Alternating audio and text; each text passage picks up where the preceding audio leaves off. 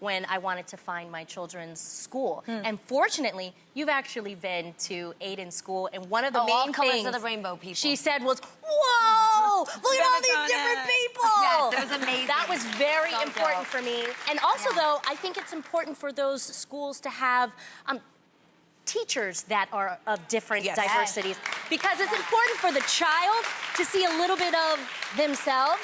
And then also what you said, Amanda, when you teach different backgrounds, different cultures, you get a sense of comfort when you're around people that look different than you. Yes. It's almost exciting and interesting and intriguing versus scary and like, that's weird. Yeah, like, what is that? I don't want to know about that. Instead, you're like, that's so dope. That's celebrated. I was taught to celebrate that ever since I was a little kid, finding out different things about people. They're different. What do you eat? This is what we eat.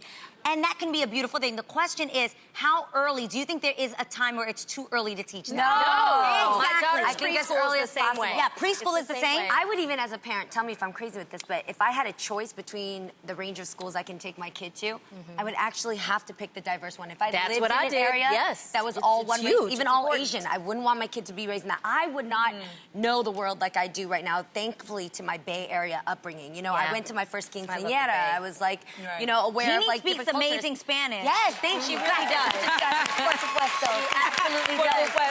It's also important, if the schools aren't going to teach it, it's important for the parents to teach it. Yes. You know, and teach bring diversity. your friends, get your kids to go to the playground and mix with different cultures. Don't just look at color, but look at different cultures and go to different restaurants. Teach them where this country is from that's serving this dish. Like, learn about that. So it's just not a trip to Disney World. Yeah, right. Because I'm saying that we have the luxury of having diversity, but in the middle of America, we know we travel some places. Or in the I'm hood, like, whoa, if it's just minorities in your class, that's all you know. I remember. Hold on, let me say this, okay?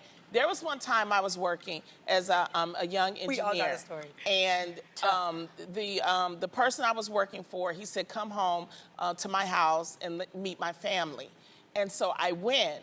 And little boy was 3 years old, and he ran up to me, and he looked at his dad, and he looked at me again. He looked at his dad. He said, she's not black, she's brown. Wow. Because he had been told, like, there's a black woman coming. You already got the 411. And it's like, that was just a teachable moment. So teach your children. They want it. They will not shy away from it. Teach them. That's beautiful.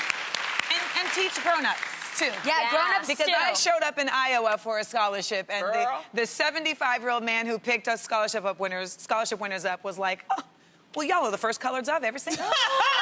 And I was like, that's what I'm talking about. But he wasn't middle even of this country, and he wasn't even trying to be offensive. Yeah, like, that was the reality. This is what he knows, and nobody has informed him that we don't really. You go down south someplace, they'll tell you.